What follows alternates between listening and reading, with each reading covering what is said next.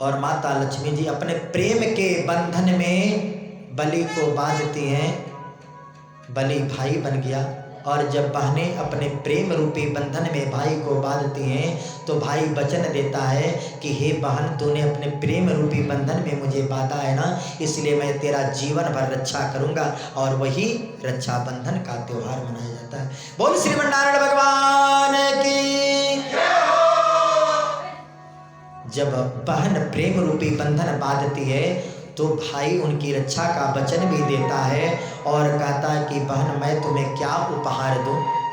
माता लक्ष्मी जी ने कहा कि भैया, अगर तू देना ही चाहता है तो तुम्हारे यहाँ जो यह द्वारपाल है ना, पहरेदार, उस पहरेदार को ही हमें दे दो। बलि समझ गया कि यह कौन है। फिर वो अपने भाग्य की सराहना करने लगा कि माता लक्ष्मी, जिनके द्वारा पूरे संसार में धन संपदा भरा हुआ है, आज वह हमारे यहाँ याचक के रूप में आई, इससे बड़ा भाग्य क्या हो सकता है।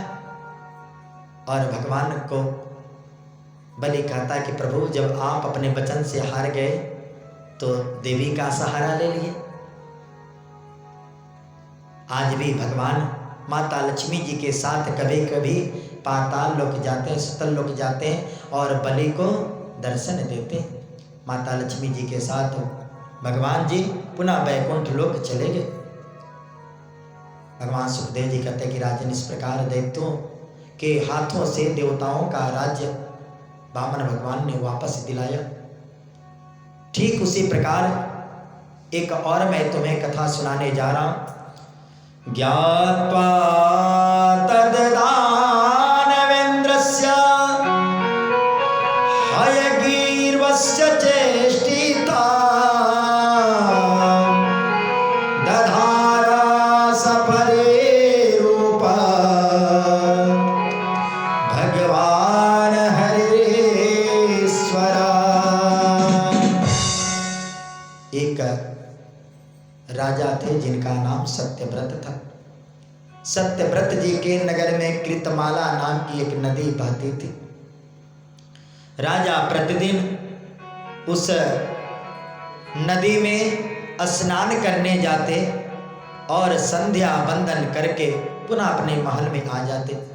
हम सभी लोग जब किसी नदी में, किसी तीर्थ स्थली पे जाते हैं और नदी में स्नान कर रहे होते हैं तो स्नान करते समय उस नदी के जल को हाथों में उठाकर सूर्य भगवान को अर्घ्य देते हैं ना। तो राजा सत्यव्रत भी प्रतिदिन उस नदी के जल को उठाते और भास्कर भगवान को अर्घ्य देते। एक दिन की बात है कि जब नदी के जल को हाथों में उठाया भगवान भास्कर भगवान को अर्घ्य देने के लिए, तो उनके हाथों में एक छोटी सी मछली आ गई। मछली को राजा नदी में छोड़ने जा रहे थे। उस मछली ने मधुर स्वर में कहा कि हे राजन, मैं बहुत छोटी हूं और आप इस नदी में मुझे छोड़ दोगे। इस नदी में मुझसे भी बड़ी बड़ी मछलियां हैं जो अपना आहार बना लेंगी, मेरी रक्षा करो। राजा सत्यव्रत उस मछली को लेकर अपने नगर में आए और एक छोटे से पात्र में जल भरकर उसमें डाल दिया उसको। दूसरे दिन पुनः राजा नदी में स्नान करने जा रहे थे। उस मछली ने आवाज लगाई, हे राजन, देखो यह पात्र जो तूने मेरे लिए रखा है, मेरा शरीर बढ़ गया है, अब इससे बड़े पात्र की मुझे आवश्यकता है। राजा ने उससे बड़े पात्र में उसे रख दिया। ऐसे करते करते कुछ ही दिनों में उस मछली का आकार बहुत बड़ा हो गया। राजा के महल में एक सरोवर था, उस सरोवर में उस मछली को डाल देते और पुनः प्रातः काल नदी में स्नान करने जा रहे थे कि उस मछली ने पुकारा, राजन, यह सरोवर भी मेरे लिए छोटा पड़ रहा है, अब इससे बड़े सरोवर की मुझे आवश्यकता है। राजा मछली के इस बात को सुनकर मोहित हो गए और पुनः उस मछली को अपने सेवकों के द्वारा उठवाकर समुद्र में छोड़ने के लिए लेकर जा रहे थे। जब समुद्र में उस मछली को छोड़ रहे थे तो मछली ने कहा कि हे राजन, इस समुद्र में तो मुझसे भी बड़ी बड़ी मछलियां होती हैं, बड़े बड़े जीव होते हैं, वह मुझे अपना आहार बना लेंगे, मेरी रक्षा करो। राजा हाथ जोड़कर खड़े हो गए कि हे महाराज, मत्स्य के रूप में आप कौन हो? भगवान प्रसन्नचित हुए, हे राजन, मैं तुम्हारा नारायण हूँ। और देखो, आज से ठीक 7वें दिन ब्रह्मा जी की रात्रि प्रारंभ हो जाएगी। और ब्रह्मा जी की जब रात्रि होगी तो यह पूरी पृथ्वी प्रलयकालीन हो जाएगी। आकाश मार्ग में काले काले बादल छाने लगेंगे, चारों तरफ घोर अंधकार छा जाएगा, समुद्र का जल स्तर बढ़ जाएगा, पूरी पृथ्वी जल से ढक जाएगी।